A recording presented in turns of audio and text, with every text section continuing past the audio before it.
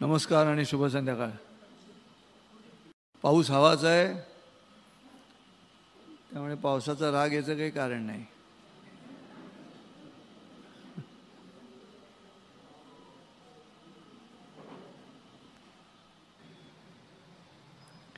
माझं गेल्या महिन्यातलं प्रवचन मी यूट्यूबवरती टाकलं आहे आणि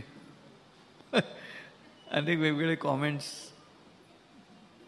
कौतुकाचे जास्त आहेत, परंतु काही जणांनी काय झालं आहे की आमच्या देशामध्ये जात कानात आहे, म्हणजे ती मनात आहे हा वेगळा भाग, पण ही कानामध्येच जात आहे. त्यामुळे बोलणाऱ्याच्या उच्चारांमधनं जर स्पष्ट तो श पोटफोड्या कळला की लगेच आतमध्ये इथे जात तयार होते, कोण बोलतोय असं. ते तसे कॉमेंट्स आहेत काही. एकाने असं म्हटलं आहे की हे असं ब्राह्मण समाजालाच असे विचार मांडावेसे वाटतात. गेल्या वेळेला जो मुद्दा मांडला मी, एकाने लिहिलं की आकडे खरे नाहीत. तर माझी विनवणी आहे यूट्यूबवरती ऐकणाऱ्यांना की HTTPS नंतर जिथे एस आहे ना, ती साईट सिक्युअर्ड असते. त्यामुळे गव्हर्नमेंटची सेन्ससची साईटवरती जा आणि दर 10 वर्षांनी होणाऱ्या सेन्ससमध्ये 2001ला केलेलं census percentage religion wise percentage बघा आणि 2011चे बघा, आणि तिथे तुमच्या लक्षात येईल की सुप्रीम कोर्टानं दिलेल्या निर्णयानुसार हिंदू ही संस्कृती आहे, धर्म नव्हे, पण त्या संस्कृतीचं पालन करणाऱ्यांची संख्या कमी झालेली आहे असं त्या संख्येमध्ये आहे. त्यामुळे जर आक्षेप घ्यायचा असेल तर तो त्या वेबसाईटवर जाऊन घ्यावा अशी माझी नम्र विनंती आहे. पण तसं घडलेलं आहे. त्यामुळे गेल्या वेळचं प्रवचनातलं जे माझं वाक्य होतं की पाकिस्तान, बांगलादेश इथे अल्पसंख्याकांची संख्या कमी होत गेली आणि हा एकमेव देश आहे जिथे अल्पसंख्याकांची संख्या वाढली 3 कोटीनंतर 20 कोटीवरती. तर ह्याचा अर्थ सहिष्णू कोण आहे, कुठचा देश सहिष्णू आहे सिद्ध करायचं. की आज आमच्या मीडियानी इनटॉलरन्स असा शब्द वापरून सतत सुशिक्षित मध्यमवर्गीयांच्या डोक्यामध्ये बुद्धिभेद भरवत राहायचा. तर त्या दृष्टिकोनातून विचार करावा. काहींनी वेगवेगळं लिहिलं आहे, काहींनी हा डोक्यावर पडला आहे असं पण लिहिलं आहे. इतका संताप, कारण त्यांनी काय केलं, त्यांनी माझं बोलणं हिंदू म्हणून ऐकलंच नाही, त्यांनी माझं बोलणं जात म्हणून ऐकलं. त्यामुळे अडचण आहे. ॲक्च्युली हे सगळं एकत्रित आहे. तो हिंदू ही पद्धती आहे निश्चित झालेली आणि ती खरंच पद्धती आहे श्रोतेहो. हा ऑर्गनाइज रिलिजन नाही. ऑर्गनाइज रिलिजन हिंदू नाही, ह्याचं कारण त्याला संस्थापकच नाही ऑर्गनाईज करायला. रामकृष्ण असं काय देवता झाल्या, पण ह्या माणसापासून धर्म सुरू झाला असं आपल्याकडे कुठच्याही प्रकारचं पुरावा नाही. किंवा हे एकच पुस्तक धर्मग्रंथ, आपण भगवद्गीता धर्मग्रंथ मानला कोर्टापुरता, खरं बोलेन खोटं बोलणार नाही तेवढ्यासाठी. परंतु व्यक्तिगत पातळीवरती विचार करत असताना धर्म या शब्दाकडे जातीनिहाय बघण्याचा आमच्या मनातला विचार हा सातत्यानं इंग्रज गेल्यानंतर आमच्या राजकारण्यांनी आमच्या मनात रुजवला आहे, म्हणून ती अडचण आहे. आणि म्हणून तो यूट्यूबवरचा कॉमेंट करणारा म्हणाला की ब्राह्मण समाजाला मनभेद करायची गरज आहे म्हणून ते असं बोलतात. म्हणजे मी ब्राह्मण म्हणून काहीच करत नाही. मी समजा ब्राह्मणाचं काही हे केल्यामुळे हा ब्राह्मण झाला, संध्या करतात किंवा असं ते तसं काही नाही आहे. पण ती मुभा पूजेमध्ये सुद्धा दिलेली आहे आम्हाला. त्यामुळे कसं कळत नाही या सगळ्यांना की हे सगळं माणूस म्हणून जगण्याच्या प्रक्रियेमधलं अत्यंत मॅडनेस असेल, पण there is a method in it. आणि म्हणून आपल्या इथे आवाहनम न जानामी तवार्चनम असं म्हणत पूजा संपन्न होते. किंवा तुम्ही हे पुरं करून घ्या, ही जी यथा मिलित उपचार द्रव्यही, असं तुम्ही गणपतीची स्थापना करताना भटजी हे वाक्य हमखास म्हणतो, यथा मिलित उपचार द्रव्यही, जशी मिळाली तशी उपचार द्रव्य घेऊन आम्ही पूजा करतोय, तू गोड मानून घे. इतकं फ्रीडम ऑफ एक्सप्रेशन, इतकं डेमोक्रेसी इन फेथ. भक्तीतली लोकशाही अजून कुठे आहे? आणि ती भक्तीतली लोकशाही धोक्यात आहे म्हणून ह्या विषयावरती चर्चा आहे. ह्याविषयी चर्चा करतो माणूस म्हणजे तो फॅनेटिक असतो अशातलाही भाग नाही. पण झालंय काय की ह्या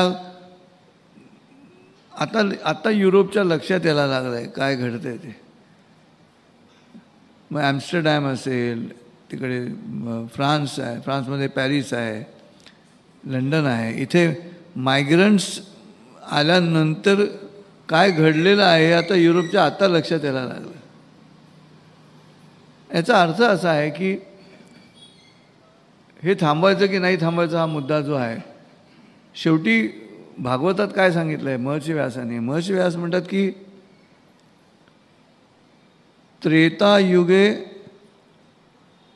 मंत्रशक्ती, त्रेतायुगे मंत्रशक्ती, ज्ञानशक्ती कृतयुगे, ज्ञानशक्ती कृतयुगे, द्वापारे युद्धशक्तीश्च, द्वापारे युद्धशक्तीश्च, आणि संघव शक्ती कलयुगे. याचा अर्थ असा आहे की आता कलियुगामध्ये कोण जिंकणार आहे, कोणाची ताकद आहे, ज्याची संख्या जास्त आहे. संघ म्हणजे संख्या, ज्याची संख्या जास्ती तो जिंकणार आहे. हा क्रम सांगितलेलाच आहे. त्रेतायुगामध्ये काय घडलं, कृतयुगामध्ये काय घडलं, असं करत करत कलियुगामध्ये काय घडणार आहे तर ते संख्येवरती सगळं अवलंबून आहे. आता संख्या म्हटल्यानंतर गॅलरी प्लेईंग आलं, सगळं झालं. आपण साधी विनोदाची रचना घेतली तर संख्याविरुद्ध सांख्य असं केलं तर मग आम्हाला विनोदाची रचनासुद्धा वेगवेगळी काढायला लागते, वेगवेगळे टप्पे आपल्याला बघायला लागतात. मग श्रीपाद कृष्ण कोल्हटकर आणि राम गणेश गडकरी यांना आचार्य अत्रे यांनी आपलं गुरु मानलं विनोदातलं, पण ह्यांचे विनोद सांख्यांसाठी आहेत, संख्येसाठी नाहीत. ऐकायला जाणारी मंडळी ही सगळी सर्वसामान्यांना ती शिकलेली मंडळीच त्यांची भाषणं ऐकायला जायची. राम गणेश गडकरांच्या एकच प्याला या नाटकातला विनोद आहे तो संख्येसाठी नाही, तो सांख्यासाठी आहे. सांख्य शब्दाचा अर्थच ज्ञानी माणूस, ज्ञानी आहे तो सांख्यी आहे. संख्येच्या पोटीच जन्माला येतं सांख्य. जनकाच्या पोटी जानकी, वसुदेवाच्या पोटी वासुदेव, दशरथाच्या पोटी दाशरथ. हा पुढचा दचा दा होण्याची क्रिया इट शोज नेक्स्ट जनरेशन, पुढच्या जनरेशनचा मुद्दा आला. मग संख्या, कसली संख्या, प्रॉस अँड कॉन्स, नफा काय आणि तोटा काय यांची बॅलन्स शीट करून मग जो निर्णय घेतो तो सांख्यी. सारासार विवेक करून जो निर्णय घेतो तो सांख्यी, तो ज्ञानी. असा मूळ अर्थ आहे. दुसराच अध्याय भगवद्गीतेतला सांख्य योग, अर्जुनाला कन्फ्यूज करण्यासाठी. खरंच आहे का, अर्जुन रडत होता ना, तर रडणाऱ्या माणसाला लगेच कन्व्हिन्स नाही करता येत ना, त्याला आधी कन्फ्यूज करायला लागतं. हे लहान बाळाचं असतं सायकॉलॉजी. रात्री 2 वाजता लहान बाळ मॅगी नूडल्स पाहिजे म्हणतं, आत्ता रात्री 2 वाजता, आणि मग आई म्हणते ही वेळ नाही मॅगीची, ते त्याला हवंच असतं ते. मग आई त्याला गॅलरी घेऊन जाते, म्हणजे तो बघ काऊ. आता 2-2:30ला कोण काऊ दिसणार आहे, पण त्याला कन्फ्यूज करायचं आहे. कन्फ्यूज करून त्या मूळ त्याच्या इच्छेपासून त्याला दूर घेऊन जाण्याची क्रिया, दॅट इज सांख्ययोग. दुसरा अध्याय अर्जुनाचा विषाद शांत होण्यासाठी म्हणून सांगितलेला आहे तो. आणि असं ज्ञान दिलं श्रीकृष्णाने की जे त्याला कळणारच नाही अर्जुनाला, कन्फ्युज्ड. मग ही जी लढाई आता जगामध्ये हळूहळू होऊ घातलेली आहे, ती लढाई संख्या विरुद्ध सांख्य अशीच आहे, ज्ञानी अशीच आहे. मग एकच प्यालातला तळीराम स्वगतामध्ये मरताना असं म्हणतो की मी मेल्यावर माझ्या तोंडात गंगोदक घालू नका, तोंडावर तुळशीपत्र ठेवू नका, त्याऐवजी दारूचे 4 थेंब माझ्या तोंडात सोडा. दारूच्या बाटलीचं बूच माझ्या तोंडावर ठेवा, म्हणजे प्राण जाताना ठसका लागला तरी दारू बाहेर सांडणार नाही. आणि मी मेल्यावर माझ्या घराचा तळीराम मोफत मद्यालय असा गुत्ता करा आणि विद्यार्थ्यांना निम्म्या दरानं पाजा. माझी खरी भिस्त या तरुण पिढीवरच आहे. ही जी पुढची जनरेशन दारू पिणारी तयार करायची आहे असं सांगत असतानाच संस्कार विनोदाच्या माध्यमातून सांगितला जातो. पण हे सांख्याला कळेल, हे संख्येला कळणार नाही. संख्येला कळायचं असेल तर तुम्हाला चला हवं विदा बघायला लागेल किंवा महाराष्ट्राची हास्यजत्रा. बरोबर. विनोद वाईट आहेत असं नाही त्यांचे, पण त्यांच्या विनोदाचा जो टार्गेट ऑडियन्स आहे तो सांख्यामध्ये येईलच असं नाही, असं मला म्हणायचं. त्यामुळे स्वाभाविक आहे की त्यांचे विनोद ऐकणाऱ्यांची संख्या ही हे जे विनोद आहेत गडकरींनी केल्यासारखे विनोद त्यांच्यापेक्षा ती जास्त असणार आहे आणि ती जास्त लोकप्रिय होणार आहे. श्रीपाद कृष्ण कोल्हटकर त्यांचा विनोद जर घेतला तर त्यांच्या विनोदामध्ये मी दररोज सकाळी वर्तमानपत्र वाचत असे. माझं वाचून होतं न होतं तोच स्वयंपाकघरातून आवाज येईल, अहो तुमचं झालं की ताबडतोब आत द्या. मग मी लगेच, माझी पत्नी वर्तमानपत्र वाचते म्हटल्यानंतर ते लगेच आत देत असे. मी एक दिवस विचार केला की कोणत्या बातम्या वाचते ते तरी बघूया. म्हणून मी पडदा बाजूला करून बघितलं तर माझी सगळी मुलं रांगेनं सकाळची वेळ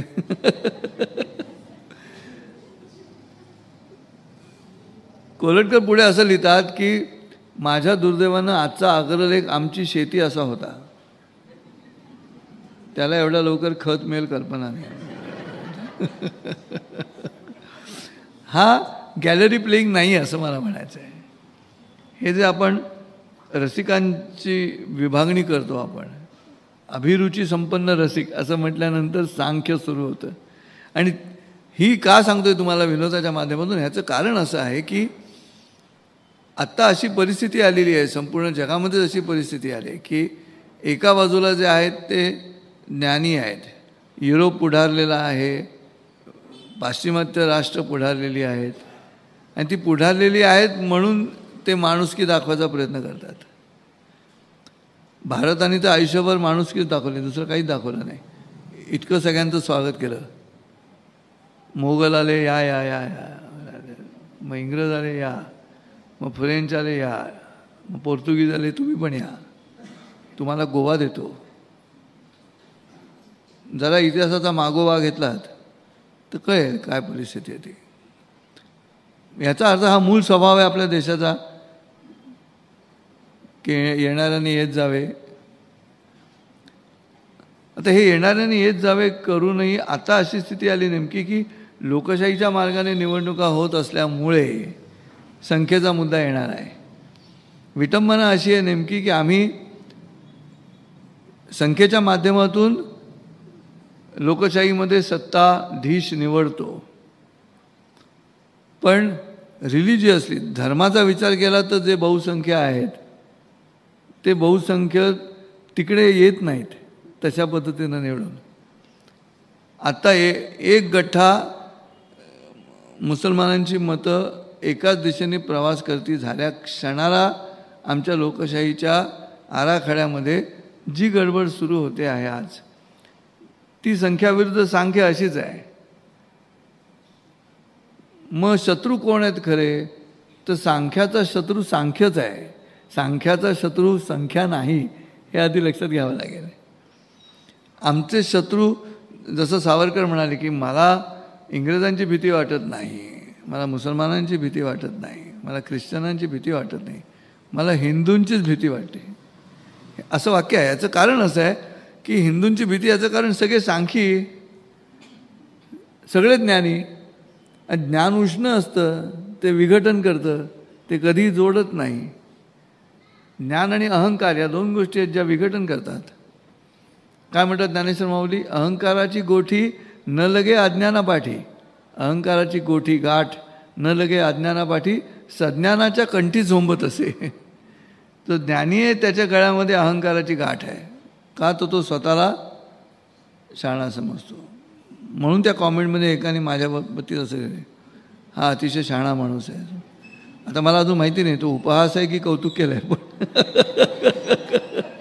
ते आडनावावरती अवलंबून आहे. कोणी कॉमेंट केले त्याच्यावरती.